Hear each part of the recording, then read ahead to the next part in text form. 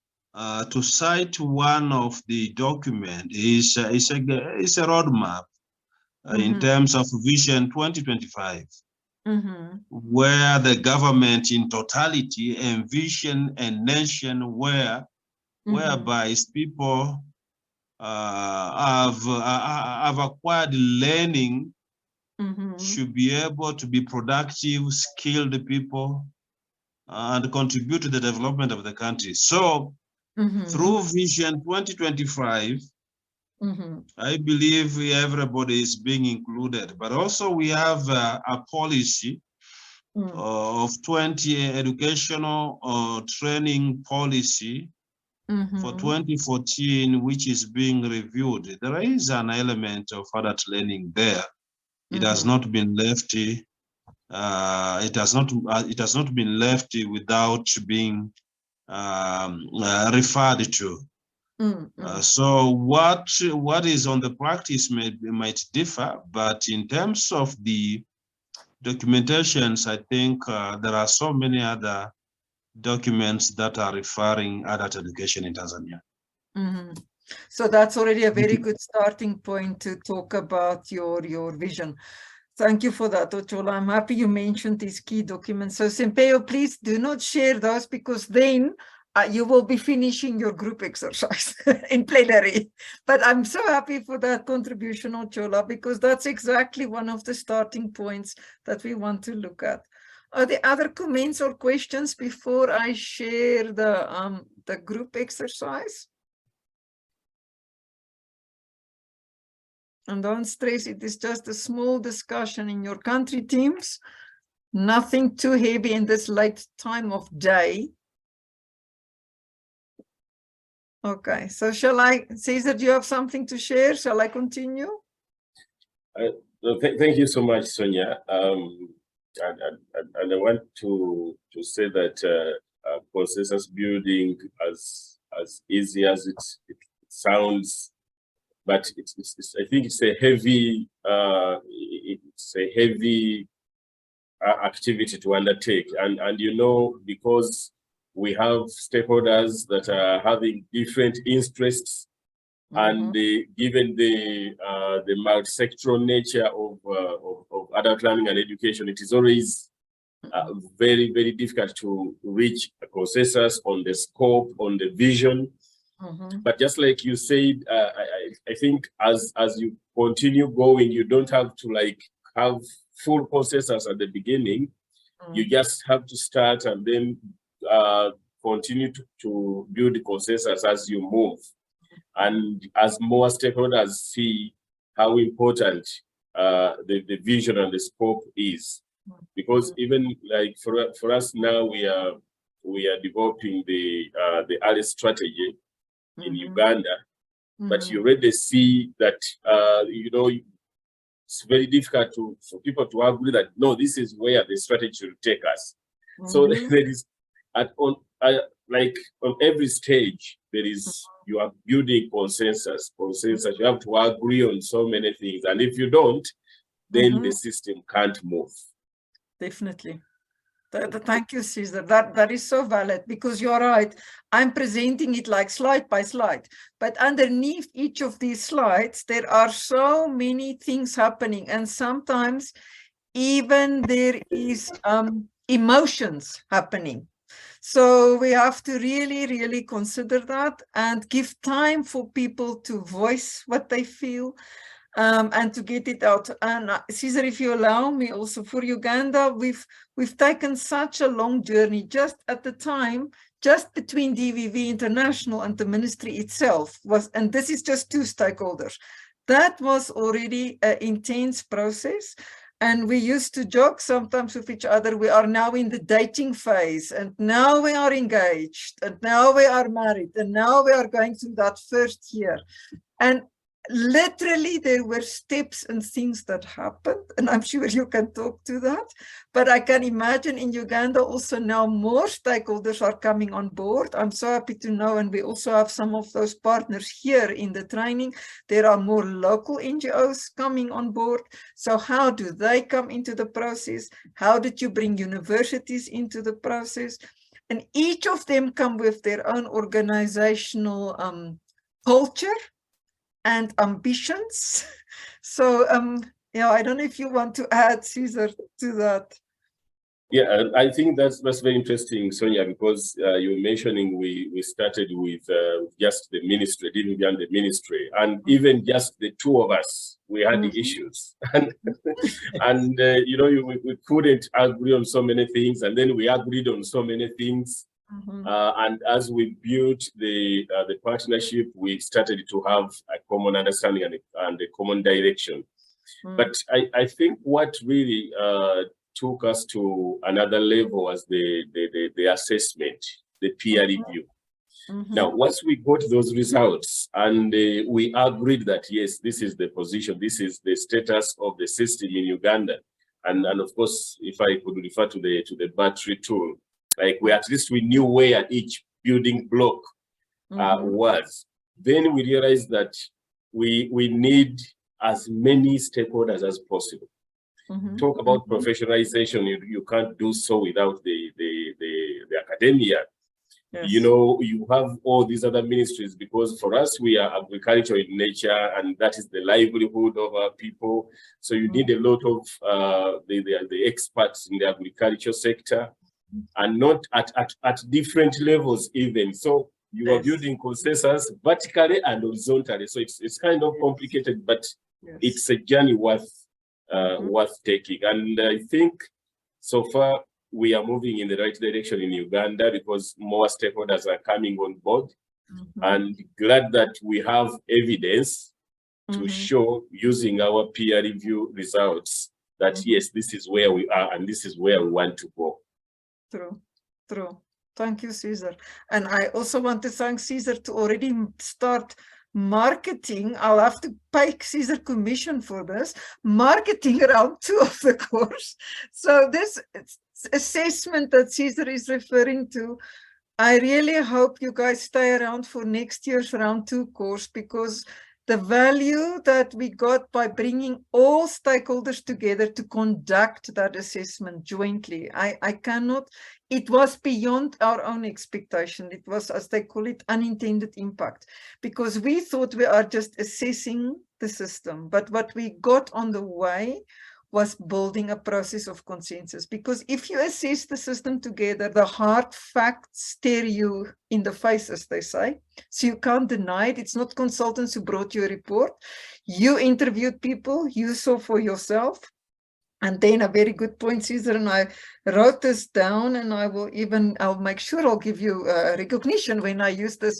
But it is so true when Caesar said, we have to build consensus horizontally as well as vertically. So horizontally among sectors, but even within a sector, you find sometimes that the national ministry may not agree with their own local government. So then how do you even build consensus within one institution? And you are an outsider sometimes. You guys can see the complicated nature of consensus building.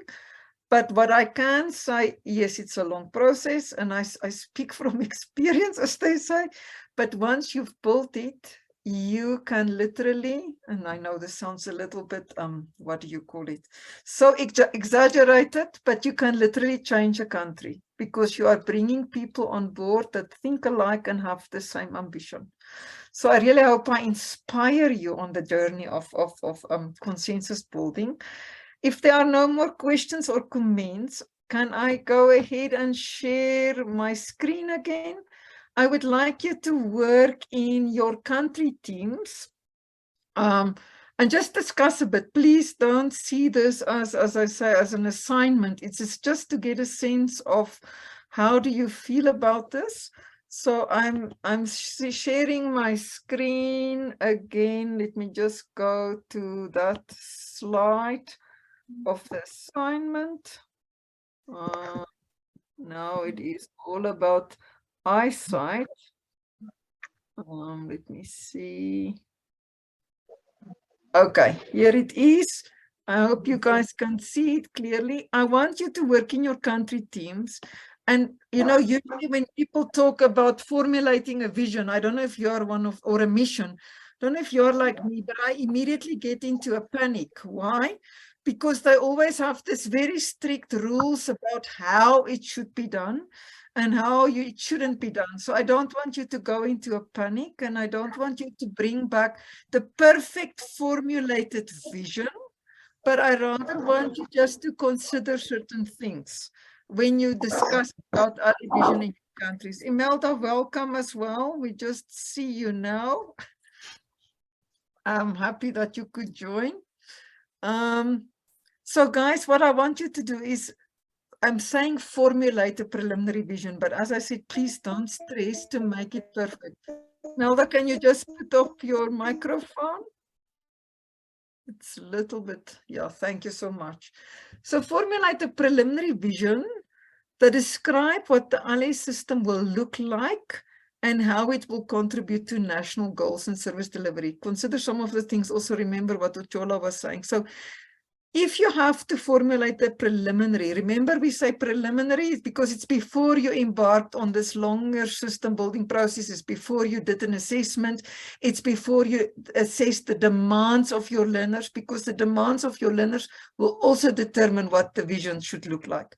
So formulate a preliminary vision that will describe what the system will look like. While you are doing that, think about any information that you may have from the top of your head. You don't have to go and Google quickly on the site, but any information from the top of your head on the national vision or development plans, policy strategies related to ALE.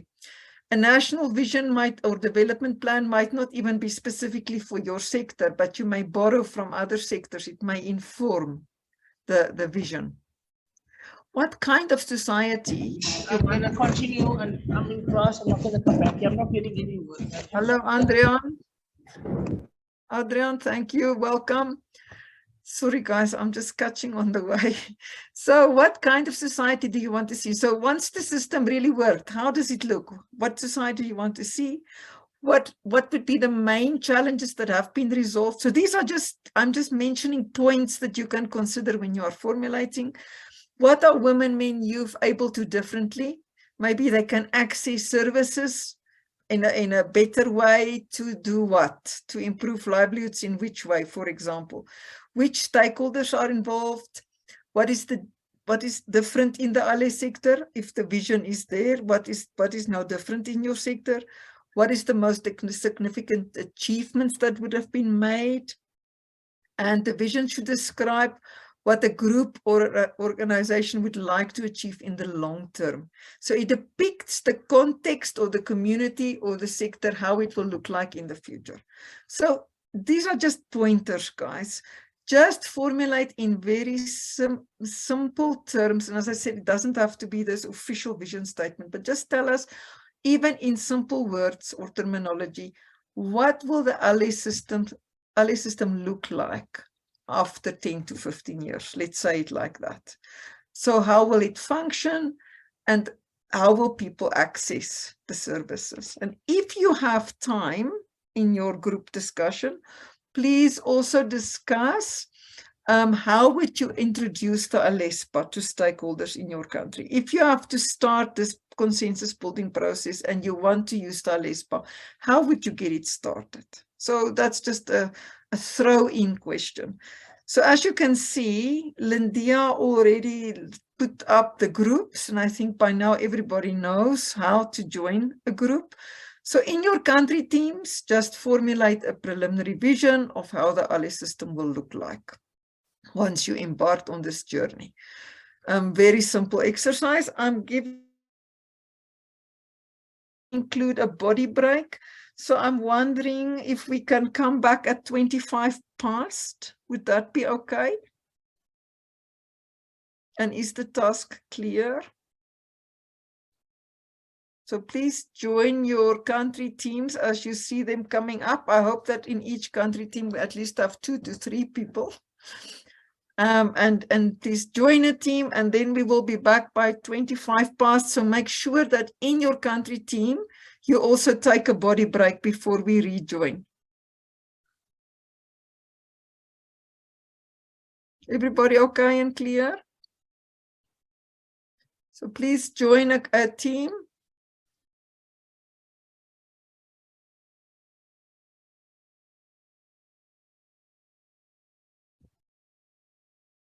Some participants still didn't join. I think Emmanuel, Imelda into Uganda. Lindia, if you can, just put them. Babuji and Sampeo, Tanzania.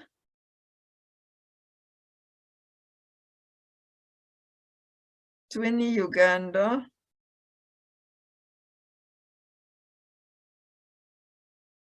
Babuji and Sampeo, Tanzania.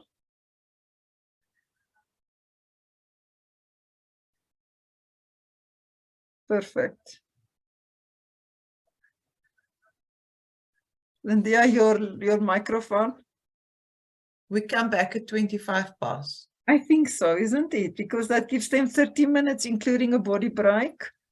And Okay. then we will just pull them back as we usually do. So you also take a break, Lindia, and then they're just going to present and we'll discuss and close the session. Okay, And I sure. think today we are in good time, luckily. Good. Good.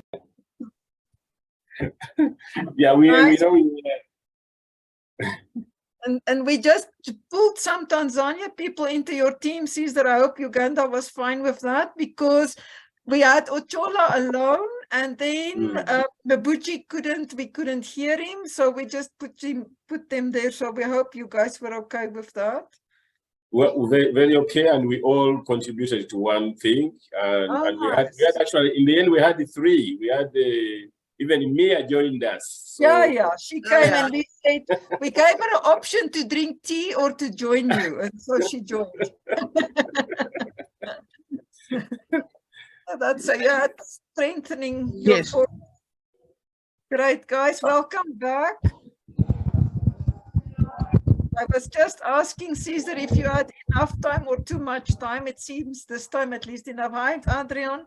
Nice I'm to see here. I had to leave work to actually make sure that I'm not disturbed by anyone. So that I can Oh my focus on God. the family. That's good. But at I least think you are when here.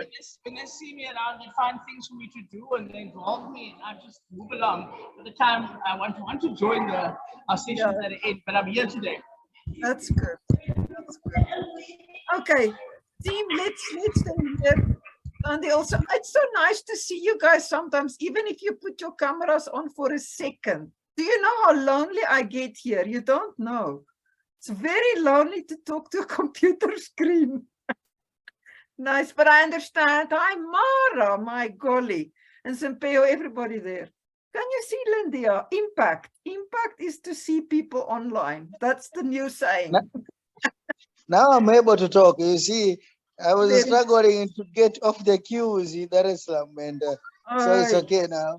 We understand. We are not fighting with any of you. I understand why sometimes you can't put the cameras on because the internet is so bad.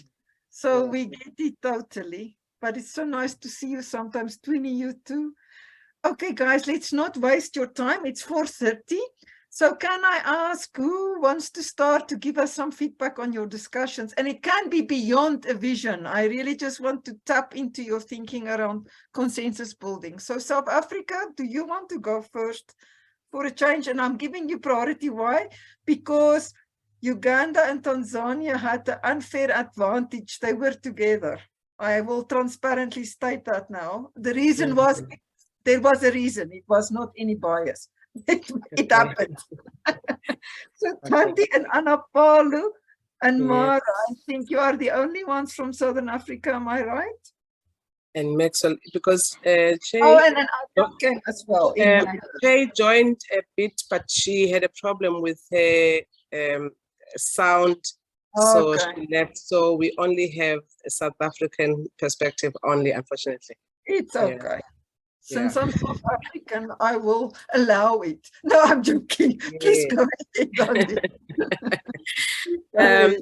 This is interesting because we are also asked to look at some national documents, policies, and in terms of really looking at this vision that we want to see. And of course, I think when we're trying to formulate a vision, there's a tendency in us to put on all the things that are not working well.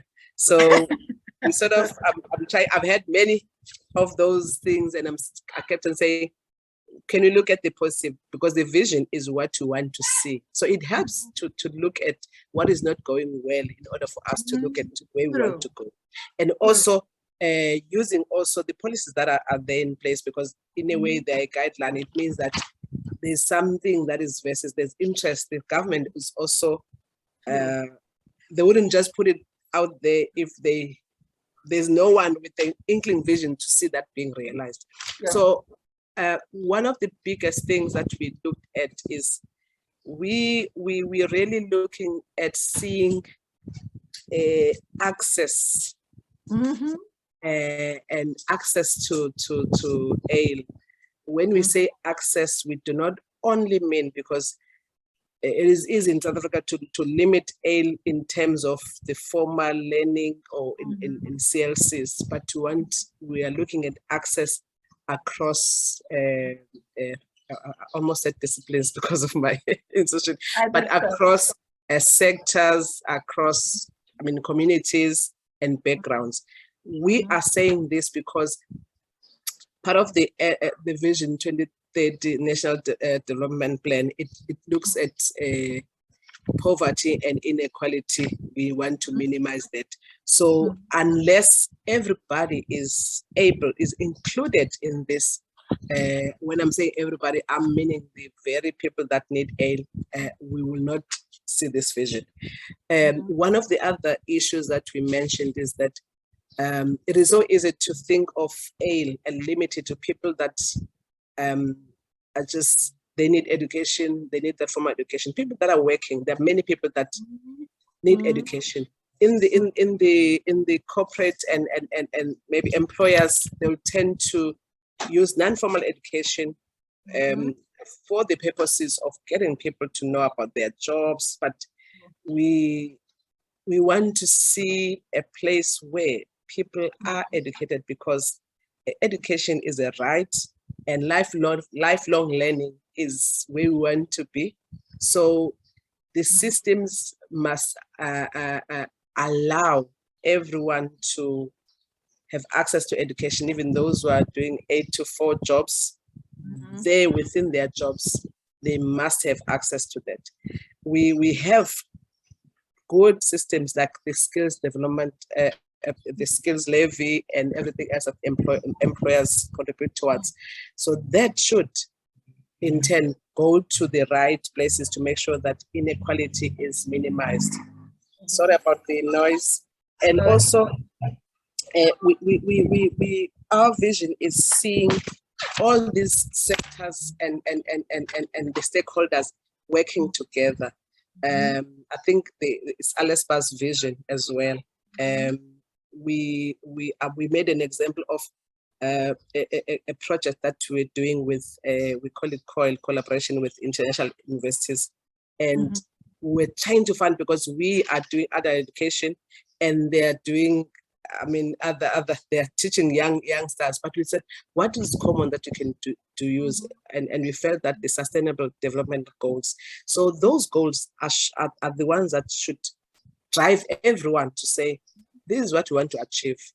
Education, equality, this is the main thing. Whether you are a recipient of education, whether you're a stakeholder, whether you are whoever, we need to do that. And thirdly, we want to see a place where the voices of the people that need education are heard. And that is the whole point of equality, in a way. Equality in terms of not only of putting people at the same level, but listening to them. So if I don't want to be taught how to be a mechanic, if I have no interest in that, if it's not going to help me with my livelihoods. So what is it that you spoke about? Context, culture and community. How do stakeholders in those communities come together and look at how can this vision be realized, and in order for those communities to truly develop? Because when you use those communities, because we find that it is a matter of sharing knowledge, because there are people that have those knowledge, that same knowledge, which is not necessarily formal knowledge, which they have not had from school. But when there is partnership, when there is consensus, everybody else can say, wow, I know how to do this well. Let's go ahead and plant this way. This is how we are doing this. And lastly, I'm saying lastly because I'm just trying to round up. There were so many things that we said. We said this. When we look at our NDP, it's a national development plan. It says the goal is to make South Africa to be more unified, and what a better way to unify people through education, because education is going across, whether it's political education, whether it's formal education, informal and non-formal, it is unifying everyone because we want to learn, we want to work together. And the other thing is, the last thing is you spoke about men, women, youth, and there is a tendency, when people can define where we are, we're not talking about a fragmented society, but the tendency of having people that are just out of school to be thrown into adult education when they are not ready for that, when it's not at their level. We are avoiding the frustration of educators. I'm talking about those who are in the formal, in the CLC, where they have to teach a 14-year-old and a 50-year-old where there's no synergy. So such things, those things need consensus. And then lastly, but not least, where issues of mental health are taken care of. We know that these are some of the neglected aspects. So how do we ensure that education or this vision covers all those aspects and serves those people well? My colleagues will help me where I've left some aspects. I don't want to take much of your time. Thank you. Thank you so much, Tandi. That was very comprehensive. Does Tandi's colleagues have anything they want to add? Thanks, Tandi. That was really well put together. Yeah, so much. And with so much passion. Thank you, Tandi. I want to, if they don't want to add, I just want to highlight a few points of what you said, Tandi, before I forget, and it will also feed, I think, into the other group's presentation. What is interesting to me, I wonder if the South Africa team realized this, but every time you present whichever assignment that you have, or group task, let me say, there are themes coming across. And why I'm raising this is because it makes me excited. Why? Because these themes talk to some real needs, I think, in the country. And I can see as a team, you are passionate about those, even though you come from different organizations. But the word, and maybe there is some, I don't know, something in this for the other countries as well, but the word non-formal comes through every single time. And I wonder if you realized, and whether the other teams realized this, but while you were talking and you were expressing the vision ideas so well, and you mentioned we need consensus about this, we need consensus about this. So it was nice for me that you already highlighted, and Cesar, you talked about it earlier as well, how many things there are that you need to get consensus about. Non-formal already is a consensus. And when you talk about the strategies, the policies, the national development plans, these higher level documents that exist, often they can be, I call them a hook. I have this vision where you hook yourself on. They can be a hook where you can hold yourself as stakeholders and keep them accountable to this. But can you also see, and this is a point I want to bring into the learning, not only for South Africa, for everybody. I hope you can see just by this very simple exercise about talking about the vision, can you see how it means when we design a system, again, we come back to the scope and context, even though we said we are focusing on CLCs, but what service delivery mechanism will South Africa need to bring this vision into its full fruition? So we will have to look at service delivery mechanisms. We have to look at the demand side, and I'm saying this again to the whole team, not only South Africa. The demand side will determine the vision as well. As you say, access, is it really their needs? Is it really their interest? So in a simple exercise just of visioning, it takes us through all the system building blocks, all the processes of building a consensus. And I hope you will see how important it therefore is to assess the status of the system, not only from us, from the supply side, but more importantly from the demand side. And then we will align these two. What do the target group, what do they want? What are we offering? Is it aligning? So this will be done through the assessment, which we will cover in round 2, and I hope it will address many of these issues. But thank you, South Africa. You brought quite a number of key points out, not only on consensus building, but even beyond. I wonder, shall we proceed with Uganda/Tanzania? And I don't know if you have 1 or 2 presentations, and then I will make time for some combined discussion before we close. Caesar, do you present for Uganda or for both? You know, we have something that that joins us, Uganda and Tanzania, and that is the oil pipeline. So we are now. Okay. See that we knew that. That's why we put you together. Okay. And yeah, and of course, I think as our colleagues had.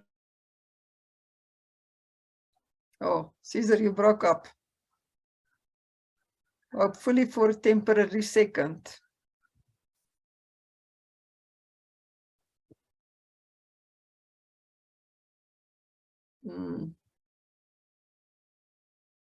Is it mine?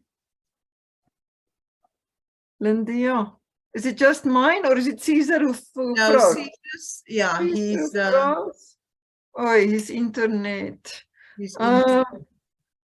I don't know if some other colleagues from the team meanwhile want to just share even informally until we get Caesar back. Just highlight some of the points in your discussion. Team Uganda/Tanzania, just share with us a few key points. Anybody? Imelda, you are more. Are you assigning her, Tweenie? Are you assigning Imelda? Yeah, I was also going to suggest Imelda to do that. Yeah. You know how Ugandans now, Sempewa is there. Sempewa, are you going to present? I said I was saying, Imelda, we missed your voice. You are So come on board. Imelda was the deputy. Okay, maybe informal. Caesar is back. Caesar is saving you, but Imelda, you can talk also. But Caesar is back. I think as we wait for Caesar, I can give an informal report. Okay, Caesar has returned, so if you want to continue. Oh, Caesar is back. Yes. My sincere apology, and thank you, Imelda, for being a dangerous substitute. Our power just went off, and so now I'm on plan B. Oh, we know the plan B. Thank you, Caesar. So proceed, please. And anyways, there is backup, so don't stress. Yeah, thank you so much. I'm very sorry about that. What we discussed was, of course, in the context of our Vision 2040 and the National Development Plan 3. And these are our national strategic documents that are guiding all development processes in Uganda. And they talk about transforming the society from subsistence to the market economy, talking about a shift into transiting into the middle income status. But all this come at a time when we still have a high illiteracy rate, for example, at about over 10 million Ugandans. We are talking about poverty, that is also still an issue. We have issues with the mindset of the population that is grappling with so many things and always waiting for government to come in and support a lot of diseases and so many other issues. So we hope that adult learning and education could be a tool to address and facilitate the transition to the market economy, to the middle income status, and generally to transform the society. And so we stated our vision that the ALES system should contribute to us a literate, informed, productive, and knowledgeable society. This is coming at a time, like I mentioned earlier, that we are in the process of developing our adult learning and community education strategy, and this is already one that we have worked on, and we have shared with our colleagues in Tanzania, and they are also buying in. That when we talk about a literacy or a literate society, we are talking about the different forms of literacy, not just reading and writing, but the everyday literacy needs, the financial literacy, you know, the legal literacy. Maybe now we are talking about technology, you know, literacies. So all that will be catered for using that term illiterate. And of course, informed, like that what a society that can always get information in different forms. Even when it is written, somebody is able to read and get that information. But there is a very key word there, productivity, a productive society. And we are looking at one that is empowered, one that is contributing to national development, and of course one that is knowledgeable as well. And we believe that it is only through adult learning and education that you can achieve this, because it will give you immediate results instead of waiting for so many years, you know, teaching young ones to take us into the money economy. That will be about 20 years in school.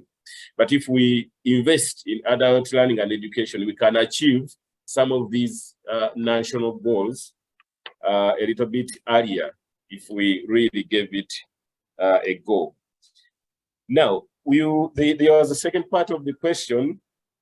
How do we want to introduce this to the stakeholders, the ALESBA tool? We said, and of course, borrowing from some of the experiences that we have had as a country in Uganda, and we are saying that there is need to identify a driver, because ALESBA can't take itself there. Somebody has to. So identifying a driver is very key, and then we need also to be sure of who are the stakeholders of adult learning and education. Who are the key stakeholders in the country? So when we package we package all this, then we can do preliminary consultations. I mean, assessment to have a little bit of understanding of where does the system, where are we? Because when you are bringing on board other stakeholders and you want them to appreciate that there is a gap that we have to address, you need to have some information with you.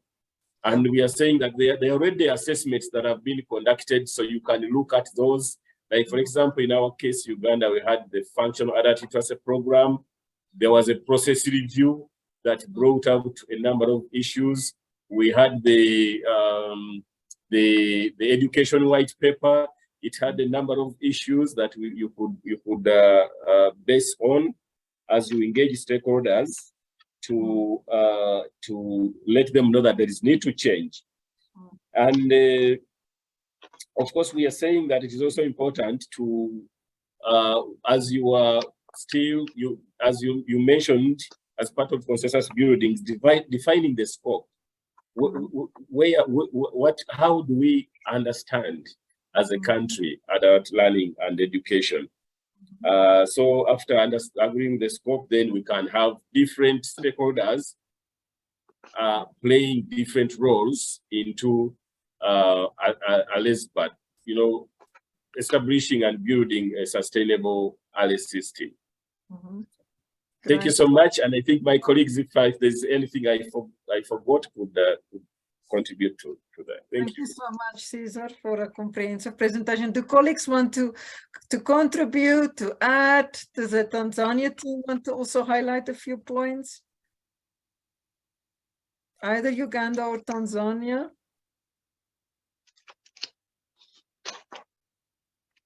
Pompeo? No, this is what we had deliberated. Okay. Yeah, we have been well represented.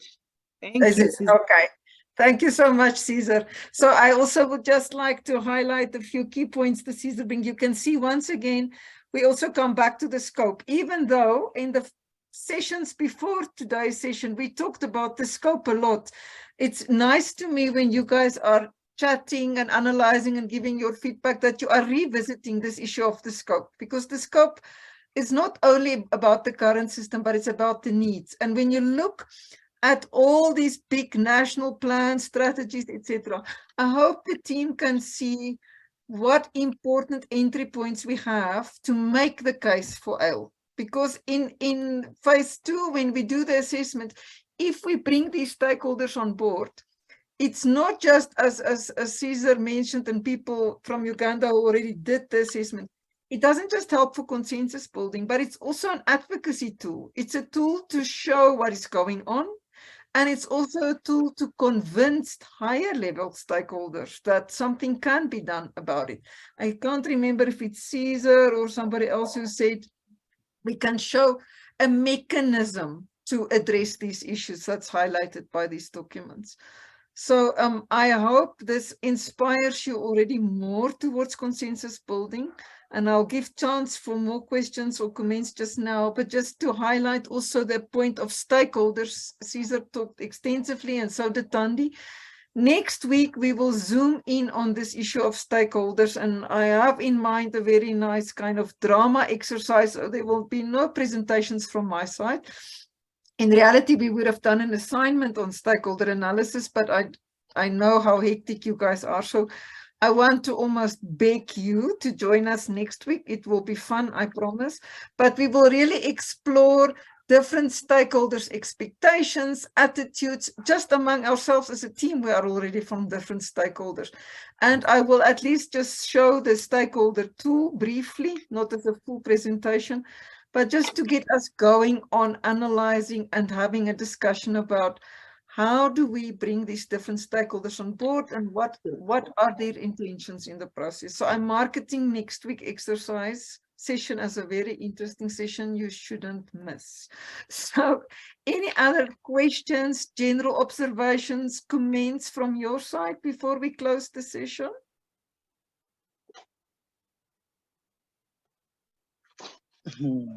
So Sonia, yes. I was currently looking at the literacy rates in some of our countries, and was so surprised to see what allied service providers are doing in these countries. For example, I think you have followed up with the current National Housing and Population Census of Tanzania, where they indicate illiteracy rate. Now I'm talking the opposite, to be 22.1%. And going back to 2012, 10 years ago, it was 22.4%. Yes. Now imagine with all the efforts, we have, you know, as we have sleepless nights. I know. Know. Yes, I know that we were talking of the rate out of 40 million. Now we talk of out of 60 million.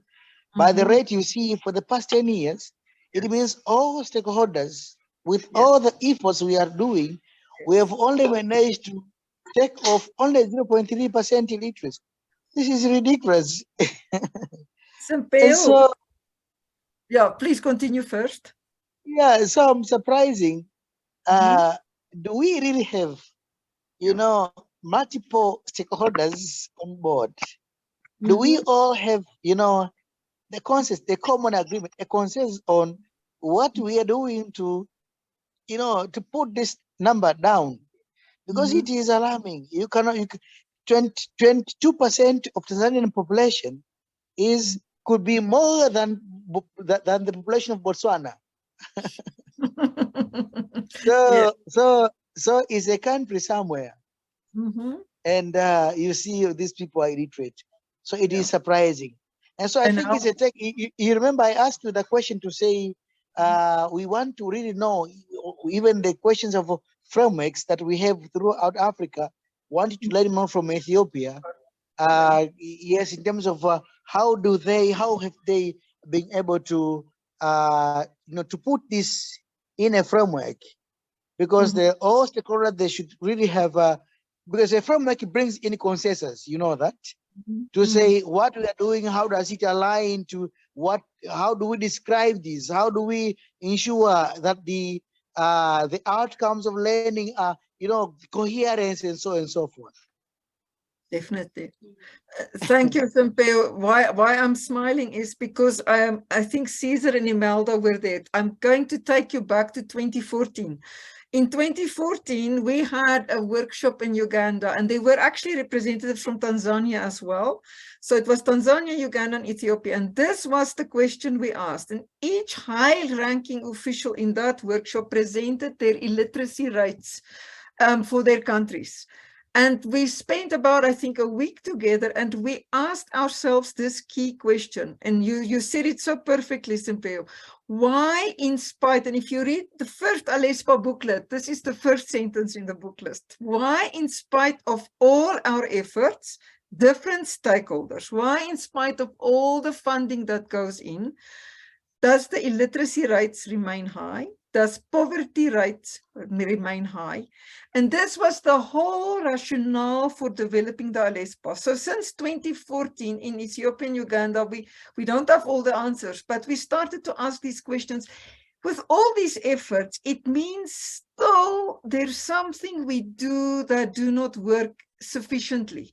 And as we explored and asked the questions behind, the answers we got was that, and I will use Imelda's language, she likes to talk about the lack of a robust system. And I'm using that word because we may have systems that work somehow, but are they really integrated? Do they have all the blocks? Do they focus on service delivery according to the demands of the learners?